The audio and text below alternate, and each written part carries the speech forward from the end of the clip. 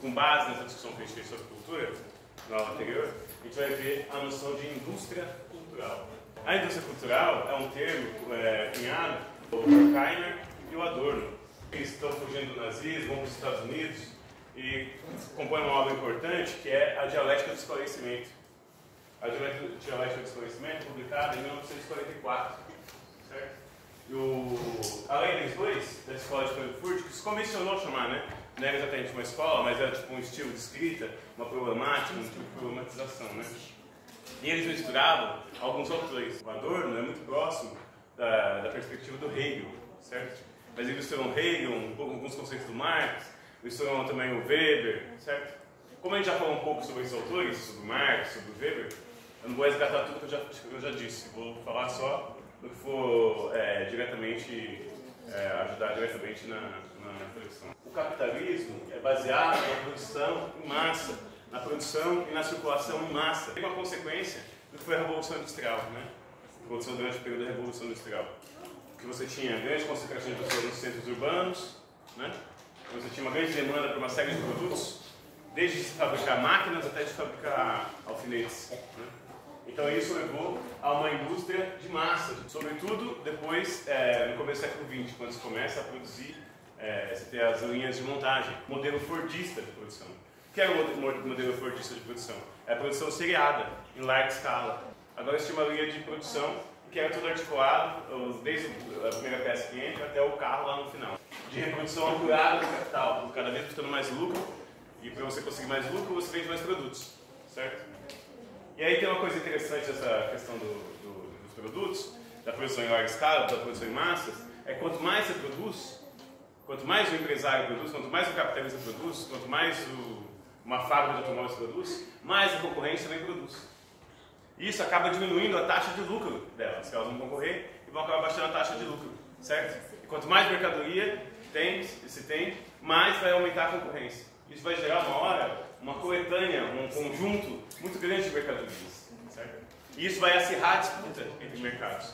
E aqui vai se somar um novo elemento, que é a moldagem, como vai se moldar, uma estrutura de consumo. E o que você vai perceber é que essa estrutura de consumo, ela tem certa margem para ser moldável, para se moldar, para estimular o consumo de determinados produtos em detrimento de outros, certo? E aqui vai começar a se mesclar com os meios de comunicação de massa. Casualmente, ou não tão casualmente assim, os grandes proprietários de fábricas, de indústria, né, pessoas influentes, também acabam sendo depois os grandes proprietários de meios de produção de cultura, ou de produção artística, né? Pensando aqui aquela noção de cultura que a gente viu na aula anterior, cultura como uma totalidade de coisas produzidas por uma sociedade, né? Então aqui, quando fala de indústria cultural, quer dizer que alguns aspectos dessa cultura estão sendo propagados em nível de massa, imitando a produção industrial de veículos, imitando a produção industrial de máquinas, de bicicletas, de máquinas de lavar, de todos os elementos que se abundaram durante o século XX principalmente, certo? E aqui então você tem os meios de produção artísticos e os meios de comunicação de massa que vão surgir também. Você pode pegar desde os jornais, livros, romances, a grande indústria vai se apropriando desse espaço também, entrando também nesse novo filão de mercado. Não só ela vai produzir agora bens de consumo duráveis, como cadeiras, carros, máquinas de lavar, mas também vai se produzir nos meios de comunicação de massas. Muito destaque a questão da TV, né? Dizer que a TV é quase que o principal elemento de transmissão de valores. Esse é um elemento importante. A indústria cultural, ela transmite não só entretenimento. Você pode achar que quando você está vendo lá na Netflix, está tendo só entretenimento. Você pode achar que quando você está usando o Twitter, ou o X, né? Ou quando você está usando o Insta, você está consumindo só as fotinhas das pessoas lá, a vida das pessoas. Você tem a impressão que está consumindo a vida dos outros. Aspectos de felicidade e de realização de outras pessoas. Mas, na verdade, tem um documentário que chama O Dilema das Redes Sociais. Já viram? É muito interessante esse Dilema das Redes. Lá mostra, por exemplo, que por mais que vocês estejam entretidos no Facebook, no Insta, no X, eles estão colhendo seus dados e estão fazendo propaganda dos produtos lá. E quando eles fazem isso, o que eles estão fazendo? Eles vendem para anunciantes, inclusive com vazamento de dados, com pacotes de dados, roubando dados. vendendo secretamente, vazando nas redes. Isso vira todo um pacote de compras para as empresas poderem influenciar no dia a dia de vocês. Então, ao mesmo tempo que a rede te dá esse espaço para você se socializar, ao mesmo tempo ela coloca junto embutido uma forma de intensificação, de influenciar, de moldar o seu consumo. Então, o entretenimento está atrelado à produção de valores, à produção de mercadorias, certo?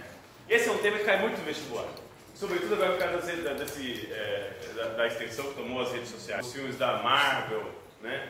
E os modelos também que se coloca, que é a propagação de valores, modos de pensar, modos de comportamento. Né? Eu tinha dito na aula anterior a questão dos filmes policiais, que são todos iguais. Na literatura também, nos romances, no tipo de produção que se vende, nos livros mais vendidos, certo? Nos filões editoriais, também tem uma seleção disso. É mais vendido o que mais reafirma o valor. É mais vendido o que reafirma determinados elementos de comportamento social, de padrão de pensamento, certo? E as editoras, inclusive os sites, eles censuram determinadas produções e dão vazão para outros tipos de produção que tem a ver com a reafirmação da arte social. É muito comum você dizer, a arte emancipa, a arte eleva o espírito, tal, como se a arte estivesse fora da lógica da reprodutibilidade do capital. Como se ela estivesse livre da reprodução de preconceitos. Como se ela estivesse livre da reafirmação de valores de dominação. Porque, na verdade, os meios de comunicação, o cinema, a TV, o próprio mercado editorial, eles vão moldando um tipo de pessoa dócil. E esse é um elemento muito interessante, porque para o Adorno e Horkheimer, uma coisa interessante aqui é que se você tinha uma dominação do seu corpo e da sua mente durante o momento de trabalho, às 8 horas, né? Você está no seu trabalho, você alugou o seu corpo não, a sua força de trabalho para produzir determinada coisa. Então aquele seu tempo, ele está controlado, ele está dominado, porque os seus movimentos corpóreos, físicos, mentais, eles têm que estar atentos, têm que estar direcionados à produção de determinada coisa. Pode ser atender o telefone o dia inteiro, pode ser programar um computador, pode ser dar aulas aqui, o meu movimento está totalmente friamente calculado. Então, tem uma dominação ali no meio de trabalho. Agora, a ideia da indústria cultural é colonizar também o seu pensamento no seu momento de lazer. É reafirmar os valores, a domesticação, a docilização da pessoa no seu momento de lazer. Então, no momento de lazer, quando você pensa que você está simplesmente relaxando, você está relaxando também, né? Claro. Mas enquanto você está relaxando, você está engolindo e você está consumindo os elementos da reafirmação da ordem, certo? E do consumo de produtos. Você vai assistir a rede de streaming, você tem que pagar para poder assistir. Então você paga para os caras reafirmarem determinados valores. E você paga esse canal, você paga outro. E sem contar também que você paga também energia, você paga outra coisa. Uma coisa que me irrita muito é quando eu estou com o celular fazendo alguma coisa e entra uma propaganda. Consome meu pacote de dados. Eu estou pagando para ver uma propaganda que está atrapalhando o que eu queria ver. E você vê como é que é a força dos conglomerados, né? E aqui, então, o que você vai ter? Monopólio de meios de comunicação, cartéis, cruzes, tudo isso entrando na vida também, no espaço, no caminho da produção cultural e artística. E qual é a intenção disso aqui? É transformar a gente em consumidor passivo. Quando você está lá na frente da TV, você fica vendo produtos e mais produtos. E sair de lá com a vontade de consumir alguma coisa. Ou influenciar no que você já quer, né? Já precisa. Por exemplo, outra coisa muito irritante é que o Facebook, o Insta, as redes sociais, elas ouvem você, né? Você tem um termo lá que você assina quando você entra nessas plataformas, que ela pode ouvir você no microfone. Então o microfone do celular está o tempo inteiro gravando tudo que você fala. Quantas vezes eu não pego o celular, que é coisa irritante, e você está falando alguma coisa e aparece uma propaganda? Isso não é coincidência. Isso é uma atualização que você assinou para que ele possa usar tudo que você disse para te oferecer um produto, certo? E você assinou. Então veja, o seu lazer, o seu momento de descontração é colonizado, é invadido na verdade. É praticamente a reparação de privacidade, né? Mas é uma invasão de privacidade. Te ouve o tempo inteiro. Não tem uma coisa, um momento lá que não te ouve. Até a câmera. O Mark Zuckerberg, uma vez falando se ele não tinha medo de ser hackeado e monitorado, ele falou, o cara, ele mesmo que inventou o Facebook, que é o Facebook, um dos criadores, né? Ele fala que ele põe uma fita na câmera do computador. Uma fita isolante. Ele sabe que mesmo ele tendo toda a tecnologia para bloquear, ele pode ser que alguém entre e invada a vida dele. Então você vê, os meios de comunicação em massa, os conglomerados de comunicação, das plataformas, adentram na vida da gente de um jeito completamente invasivo para moldar a nossa forma de consumo e tudo mais, né? Teve um negócio que eu vi que hackearam o cartão do Bill Gates e mandaram um presente para ele comprar no cartão dele. Olha só. Sacanagem. Você vê. Então, a questão aqui é que a produção cultural, a produção artística, se em algum momento tinha uma perspectiva de emancipação, né? Porque a arte ela pode ter esse papel de fazer você pensar coisas para além do seu cotidiano, da sua reprodução cotidiana do dia a dia, né? Você abstrair e pensar coisas fora, né? Agora a arte está totalmente voltada e comprometida com os objetivos da geração de valor, com a venda de produtos, serviços e mercadorias. E veja que interessante, essa é uma crítica de 1944, né? Só se intensificou isso, né? Isso gera também uma homogeneização de comportamento, uma padronização, certo? Por exemplo, todo mundo tem smartphone, todo mundo quer passar as férias nos mesmos lugares, certo? É praia e tal, tudo mais, né?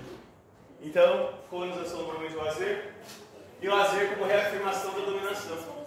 Isso quer dizer, o ser humano é cercado por todos os lados. Isso não quer dizer, a perspectiva aqui do Adorno, ela é pessimista, como se não tivesse saída, né? Obviamente, a gente sabe que também, esses mesmos canais, o YouTube, essa coisa toda, você não encontra só os elementos de padronização. Então você encontra pontos fora da curva, certo? Coisas que são legais, que para você aprender, que expande o pensamento, tem aulas, uma série de coisas lá, tem livros bons, tem filmes clássicos, tem diretores mais críticos da realidade, dessa forma de sociabilidade e tudo mais. Existem esses momentos, esses caminhos de contra-tendência, mas a tendência geral, esmagadora, predominante, é a tendência de homogeneização dos padrões de consumo e de comportamento. Certo? E isso tudo vai afirmar a ideologia dominante.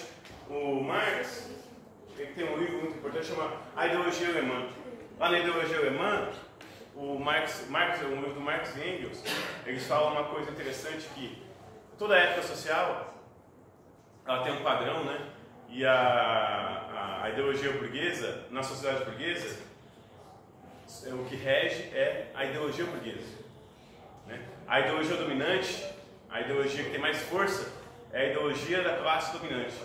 Então, ela tenta propagar esses padrões. Por exemplo, quando se diz da reafirmação da questão patronal. A mídia toda, quando tem greve, ela tende a ficar contra as greves. Contra a greve do metrô. Onde já se viu? O metrô parou, o cara chegou atrasado. Parou o posto de saúde, parou a escola. Faz todo um movimento contra os grevistas. Mas não faz um movimento contra o patrão. Por que o trabalhador entrou em greve? Por que o metroviário entrou em greve? O metroviário entrou em greve porque não teve reajuste, porque cortou isso, cortou aquilo. Mas não se fala, a TV não fala isso. Por que os professores entraram em greve? Os professores entram em greve porque estão, sei lá, 10 anos sem reajuste efetivo no salário. Mas ela não mostra esse lado. Ela fala, professores fizeram greve e agora tem 100 mil alunos sem aula. Então a culpa é de quem? Dos professores. Os médicos estão em greve, os enfermeiros estão em greve. Eu lembro lá na época da Covid, os profissionais da enfermagem, da saúde, estavam fazendo um movimento de reivindicação por equipamentos, máscara, contratação de pessoal. A TV toda se moldou para ficar contra a galera que estava morrendo na luta contra o Covid. E um monte de gente começou a propagar essas ideologias. Não todo mundo, porque sempre quando se fala de ciência social, de sociedade, a análise das ciências sociais, da sociologia, é que todo grupo social tem tendências e contra-tendências. Mesmo que tenha uma tendência maior, majoritária, sempre vai ter contra-tendências, em forma de pensamento divergente, né? Os divergentes. O Adorno e o Horkheimer, menos, porque eles são muito influenciados pela perspectiva weberiana também, e o weberianismo tem aquela coisa da desencantamento do mundo, né? Que a sociedade cada vez menos tende para qualquer forma de superação das suas contradições. Elas são meio pessimistas, né? Então isso leva a diminuir as tensões, a tentar diminuir as tensões. Castração política, o estado de catatonia. É engraçado isso quando você está na TV, de madrugada, nas redes sociais, você pode estar cansado para tudo. Você chega em casa morto, 10, 11 horas, igual hoje. Você chega em casa esgotados.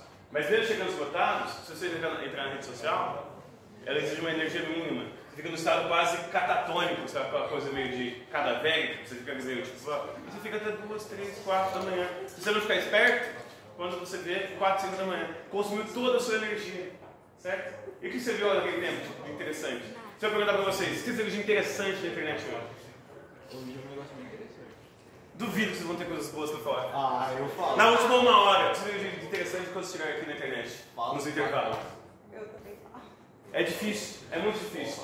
Porque é tanta coisa que você vai vendo, e é uma coisa jogada em cima da outra, tiver alguns views, não sei o que, não sei o que. Quando você vê, está rolando um feed lá, horas rolando um feed, perdendo o seu dia, perdendo a sua hora, pagando para perder, e ainda assimilando uma série de conteúdos retrógrados às vezes, consumistas às vezes, né? Isso não quer dizer que todo mundo vai se render ao consumismo. Eu vejo 1000 programas por dia, eu só compro o que eu realmente preciso, né? Mas o consumismo, que é um elemento que impulsiona a indústria cultural, ele faz você, a sociedade como um todo, por exemplo, trocar de celular quando não precisa trocar de celular. Trocar de carro quando não precisa trocar de carro. Comprar mais roupa quando não se precisa comprar mais roupa. Por exemplo, tá triste? Vai para o shopping. Ué, mas tem a ver uma coisa com a outra. Estou triste, eu vou pro shopping. Estou triste, resolvi a terceira, vou pro shopping. Aí você vai lá, toma um sorvete daquelas maquininhas lá, compra uma camiseta lá na loja que vende camiseta, compra não sei o quê, e volta tranquilo. Ou seja, o consumo ele não se coloca exatamente como uma forma de realização, mas de amortização do sofrimento cotidiano. Certo? É só ver porque o shopping tem janela. Também. E a luz é forte, é pra você perder a noção de horário. E não tem relógio diferentes. É pra você ficar lá dentro. Não, mas o interessante, né? Tem essa coisa também como eles manipulam o seu tempo lá dentro, pra você não perceber quanto tempo você está lá, né? Mas tem também um elemento que toca a gente no fundo. Por que a gente se sente bem naquele lugar? Você não está resolvendo nada. Cercado de mercadorias. E mercadorias padronizadas. É igual que a padronização do consumo, ela também remete à forma como você organiza a produção, né? E a distribuição, a circulação de mercadorias. Você vai no mercado, você vai lá, sabonete tudo igual, você vai lá, pasta tudo igual, tudo igual, tudo igual. Ou seja, é um padrão médio que a sociedade é organizada. E isso poda o próprio desenvolvimento social. Ele atrofia o desenvolvimento social. Certo? É isso. Dúvidas, questões? Discordâncias? Isso aí. Vai descansar e depois consumir.